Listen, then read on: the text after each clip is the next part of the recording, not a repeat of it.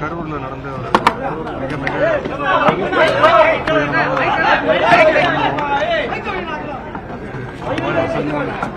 கூடாது.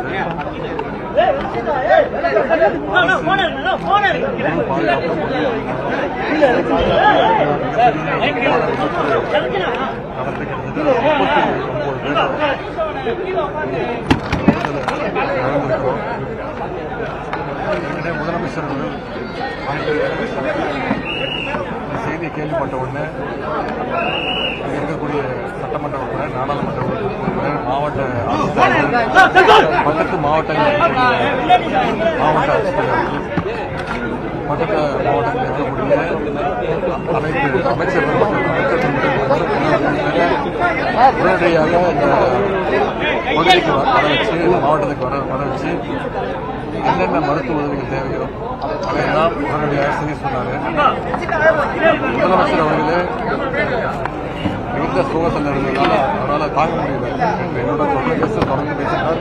நான் 4 நாட்கள் ஓய்வுக்காக வெளிநாட்டில் இருந்தேன், குடும்பத்தோட வெளிநாட்டில் இருந்தேன். என்னிடத்திலையும் தொடர்பு கொண்டு மிகுந்த வேதனையோடு பேசிட்டு இருந்தார். அதன் பிறகு அவரே நேற்று நள்ளிரவு 1 மணிக்கு வந்து பாதிக்கப்பட்டவர்களுக்கு தன்னுடைய ஆறுதலை சொல்லியிருக்கிறாரு. பல்வேறு கருத்துக்களை புள்ளி விவரங்களை மட்டும் சொல்லியிருக்கிறாரு. இறந்த 39 பேர்ல பெண்கள் 17 பேர், ஆண்கள் 13 பேர், குழந்தைங்க 9 பேர் இறந்திருக்கிறாங்க. குற்றச்செயல்ல இதில் ஆண் குழந்தைங்க 4 பேர், பெண் குழந்தைங்க 5 பேர். இந்த 39 பேர்ல கரூர் மாவட்டத்தை சேர்ந்த 32 பேர், ஈரோடு மாவட்டத்தை சேர்ந்த 2 பேர், திருப்பூர் மாவட்டத்தை சேர்ந்த 2 பேர், திண்டுக்கல் மாவட்டம் 2 பேர், சேலத்தில் மாவட்டத்தை சேர்ந்த ஒருத்தர் இறந்திருக்கிறாங்க. 39 பேர்ல 30 பேருடைய உடல் அந்த பிரேத பரிசோதனை எல்லாம் முடிக்கப்பட்டு போஸ்ட்மார்ட்டம் செய்யப்பட்டு அவங்களுடைய உறவினர்களிடம் ஒப்படைக்கப்பட்டிருக்கு. ஒவ்வொருத்தருக்கும் தனியாக ஆம்புலன்ஸ் வச்சு அமரர் ஊழி வச்சு அவங்களுடைய இடங்களுக்கு அனுப்பி வைக்கப்பட்டிருக்கு. அவங்களுடைய உறவினர்கள்லாம் வந்து கலெக்ட் பண்ணியிருக்காங்க.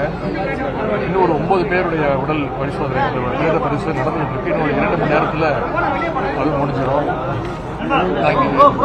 இங்க இருக்கக்கூடிய 4 பேருடைய உடலுக்கு காண நம்முடைய அமைச்சர்கள் அண்ணன் செந்தில் பாலாஜி அவர்கள், அண்ணன் மாசு அவர்கள், திரு அண்ணன் மகேஷ் பிரியாமணி அவர்கள், அண்ணன் சிவசங்கர் அவர்கள், 7 அமைச்சர்கள் எங்களுடைய அஞ்சலியை செலுத்தியிருக்கிறோம். அவங்களுடைய உறவினர்களை தைரியப்படுத்தியிருக்கிறோம். இந்த அரசு எப்பொழுதுமே அவங்களுக்கு துணை நிற்கும். நம்ம எவ்வளவு ஆறுதல் சொன்னாலும் ஒரு தவிர்க்க முடியாத அவங்களுக்கு எந்த விதமான அவங்களுடைய இழப்புக்கு அளவிடே கிடையாது. அவ்வளோ பெரிய இழப்பு இது. அரசு சார்பாக என்னென்ன செய்ய முடியுமோ செஞ்சிருக்கிறோம். ஐசியூக்கு சென்று அங்கே இருக்கக்கூடிய அனைத்து பேஷண்ட்ஸையும் பார்த்துருக்கிறேன். அவங்களுக்கு ஆறுதல் சொல்லியிருக்கிறேன், தைரியம் சொல்லியிருக்கிறேன். அங்கே இருக்கக்கூடிய மருத்துவர்களை ஒவ்வொருத்தரையும் தனித்தனியாக பேசியிருக்கிறேன். ஒவ்வொருத்தருக்கு என்னென்ன பிரச்சனை, என்னென்ன டெஸ்ட் எடுக்கப்பட்டிருக்கு, என்னென்ன டெஸ்ட் எடுக்கணும், இன்னும் எத்தனை நாளில் குணமடைவாங்க அப்படின்னு அவங்களோட நான் கேட்டு அந்த செய்திகள் இருந்துச்சு. அதை முதலமைச்சர்கிட்ட அப்டேட் செய்ய போகிறேன். மருத்துவர்கள் ஃபுல் ஃபோர்ஸில் இறங்கி அவங்களால செய்ய முடிஞ்ச அத்தனை பணிகளையும் இங்கே செஞ்சுட்டு இருக்காங்க. சொல்லப்போனால் இன்னைக்கு கரூர் மாவட்டத்தில் இருக்கக்கூடிய இங்கே இருக்கக்கூடிய 200 மருத்துவர்கள் பணியாளர்கள், மருத்துவ பணியாளர்கள் இந்த பணியில் ஈடுபட்டிருக்கிறாங்க. அது தவிர சேலத்திலிருந்து 30 மருத்துவர்கள், நாமக்கல்லிருந்து 9 மருத்துவர்கள், மதுரையிலிருந்து 49 மருத்துவர்கள் பிளஸ் செவிலியர்கள், திண்டுக்கல்லிருந்து 22 பேர், புதுக்கோட்டையிலிருந்து 3 மருத்துவர்கள், கோவையிலிருந்து 7 மருத்துவர்கள், திருச்சியிலிருந்து 25 மருத்துவர்கள், இப்படி மற்ற மாவட்டங்களிலிருந்து மொத்தம் 145 மருத்துவர்கள், கரூர்லேருந்து 200 மருத்துவர்கள்னு 345 மருத்துவர்கள் இங்கே இந்த பணிகளில் ஈடுபட்டு இருக்காங்க. அது மட்டும் இல்லை, மாவட்ட ஆட்சித்தலைவர்கள் இந்த கரூர் மாவட்ட ஆட்சித்தலைவரோடு சேர்ந்து திருச்சி மற்றும் திண்டுக்கல் மாவட்ட ஆட்சித்தலைவர்களும் தொடர்ந்து ஒருங்கிணைப்பு பணிகளை எல்லாம் மேற்கொண்டிருக்கிறாங்க. சட்டமன்ற உறுப்பினர், நாடாளுமன்ற உறுப்பினர், மாவட்ட ஆட்சித்தலைவர்கள், அமைச்சர் பெருமக்கள் அத்தனை பேரும் இங்கே விபத்தில் மரணமடைந்தவர்களுக்கு, விபத்தில் காயமடைந்தவர்களுக்கு உற்ற துணையாக, அவங்களுக்கு சப்போர்ட்டாக நாம் அத்தனை பேரும் நிற்கிறோம். இன்னைக்கு பொதுமக்களையும் கரூர் மாவட்ட மக்கள் அவங்க கிட்ட வைக்கிற வேண்டுகோள், அவங்களுடைய இழப்பு ஈடு செய்ய முடியாத இழப்பு. எனவே அவங்களுக்கு அத்தனை வகையிலும் இன்னும் இந்த இழப்பு இன்னும் அதிகமாகக்கூடாதுன்னு மருத்துவர்கள் அறிவுரை சொல்லியிருக்கிறோம். அவங்களால முடிந்த அளவுக்கு அந்த முயற்சிகள் எடுக்க சொல்லியிருக்கிறோம். இதற்கு மேலே இழப்பு இருக்கக்கூடாதுன்னு நாங்கள் நம்புகிறோம். இனிமேலும் இது மாதிரி விபத்துகள் நடக்கக்கூடாது. அதற்கு இந்த அரசு முழு நடவடிக்கை எடுக்கும். முதலமைச்சர் இருக்குன்னு சொல்லியிருக்கிறாங்க. ஓய்வு பெற்ற நீதியரசர் அருணா ஜெகதீசன் உங்கள் தலைமையில் ஒரு கமிஷன் அமைக்கப்பட்டிருக்கு. எனக்கு கிடைத்த தகவல்படி அவங்க மதியம் 1 மணிலேருந்து 1:30 மணி அளவில் இந்த கரூருக்கு வர இருக்கின்றாங்க. மருத்துவமனைக்கு வந்து ஒவ்வொரு பேஷண்ட்டுக்கிட்டையும் அவங்களோட கருத்துக்களை பதிவு செய்வாங்க. அது மாதிரி நேற்று அந்த விபத்து நடந்த இடத்துக்கும் அவங்க செல்ல இருக்கிறாங்கன்னு நான் நம்புகிறேன்.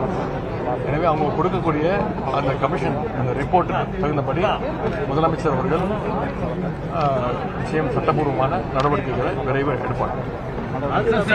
பத்திரிகை நண்பர்கள், நீங்க தயவு செய்து மனிதாபிமானத்தோட இந்த பிரச்சனையை அணுக வேண்டும்.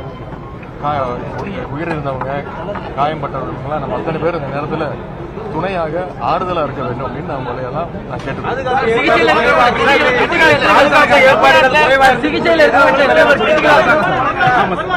பாதுகாப்பு ஏற்பாடுகள் குறைவு காரணமாக தான் இந்த இது நடந்திருக்குன்னு சொல்லி எதிர்க்கட்சித் தலைவர் சொல்லியிருக்காரு. அது எதிர்க்கட்சித் தலைவர் அவர் வைக்கக்கூடிய விமர்சனம்.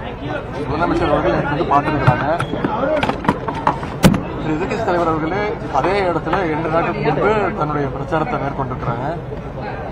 டிஜிபி அவர்கள் நேற்று தெளிவாக எவ்வளவு கூட்டம் வந்தது, எவ்வளவு கூட்டம் வரும்னு சொல்லப்பட்டது, எவ்வளவு பாதுகாப்பு கொடுக்கப்பட்டிருக்கு, எவ்வளவு அதிகமான பாதுகாப்பு கொடுக்கப்பட்டிருக்கு, எவ்வளவு தாமதமாக ஒவ்வொரு கூட்டமும் நடத்தப்பட்டிருக்கு அப்படிங்கிற தெளிவாக விளக்க சொல்லியிருக்காங்க. இந்த இடத்துல நாங்கள் அரசியல் பேச விரும்பல. யாரையும் அவர் சொன்ன தப்பு, இவர் பண்ண தப்புன்னு சொல்ல விரும்பல. அதுக்காக தான் அந்த கமிஷன் அமைக்கப்பட்டிருக்கு. ஓய்வு பெற்ற நீதியரசர் அவங்க வராங்க. அவங்க வந்து தீர விசாரிச்சு விட்டு அவங்க கமிஷன் ரிப்போர்ட் கொடுப்பாங்க. அதன்படி அப்ப மக்களுக்கு உண்மை தெரியும். அதன்படி சட்டப்படியான நடவடிக்கை. நெரிசல் அதிகமாயிருச்சு. பெரம்பலூர்ல பண்ண மாதிரி இங்கேயும் வர விடாம அந்த கூட்டத்தை தடுத்திருக்கலாம் சார். பிரிகாஷன் பண்ணிருந்தா இவ்வளவு பெரிய இழப்பு ஏற்பட்டிருக்காதுல. நான் திருப்பி சொல்றேங்க, இது எல்லா தலைவர்களுக்கும் எல்லா இயக்க தலைவருக்கும் இருக்கக்கூடிய உரிமை. மக்களை சந்திக்கிறது, அவங்களுடைய கழகத்தினர், அவங்களுடைய இயக்கத்தை சேர்ந்தவங்க சந்திச்சு பேசுறது அவங்களுடைய உரிமை. அது ஜனநாயக கடமை. அதை யாராலும் தடுக்க முடியாது. ஆனால் நம்ம காவல்துறை ஒரு தடவை பார்க்கும்போது கூட்டம் அதிகமாக இருக்குது, அவங்க செய்யக்கூடிய காரியங்கள் அதெல்லாம் பார்க்கும்போது நம்ம ஒவ்வொருத்தரும் அவங்ககிட்ட ரிக்வெஸ்ட் பண்ணுறோம். சில விஷயங்களை பண்ணாதீங்க, மரத்து மேலே ஏறாதீங்க, பொதுமக்கள் இடையூறாக இருக்காதீங்க, இப்படி பல விஷயங்களை சொல்கிறோம். இதற்கு மேலே கட்டுப்படுத்துவது அந்த பர்டிகுலர் இயக்கத்துடைய தலைவருடைய, அந்த 2ஆம் கட்ட தலைவர்களுடைய அவங்களுடைய பொறுப்பு. ஒரு கட்டுக்கணக்காக கூட்டம் வரும்போது கரெக்டாக டயத்துக்கு வரணும். இந்த மாதிரி நிறைய விஷயங்கள் இருக்கு. அது இனிமே நடக்காம பார்த்துப்போம். அவர்கிட்ட கேட்கணும். கமிஷன் ரிப்போர்ட் கொடுக்கணும். அவரும் வராரு, வராரு, உங்களை எல்லாம் பார்த்துட்டு தான் போறாரு. தயவுசெய்து அவரையும் 2-3 கேள்வி கேள்வி. அரசியல் கட்சி தலைவரா நீங்க என்ன சொல்றீங்க? என்னங்க 3வது முறை விதி மீறி இருக்காரு. காவல்துறை சொன்னதை கேட்டது அனுபவத்துல எனக்கு ஒன்றும் பெரிய அனுபவம்லாம் கிடையாதுங்க. நானும் 3வது முறை சட்டப்படி இல்லைங்க. அதுதான் அந்த ஓய்வு பெற்ற நீதியரசர் தலைமையில் கமிட்டி அமைக்கப்பட்டிருக்கு. அவங்க என்ன சொன்னாங்களோ முதலமைச்சர் அதை முடிவெடுப்பார். எக்ஸிஸ்டிங் பொலிட்டிக்கல் பார்ட்டிஸ் பத்திரிகை நண்பர்களுக்கு இதை கேட்டுக்கொள்வது, தயவு செய்து பாதிக்கப்பட்டவர்களுக்கும் அனைவரும் உறுதுணையா இருப்போம். காரணம் சொல்றீங்களா? அதெல்லாம் நீங்க முடிவு பண்ணிக்கணும்.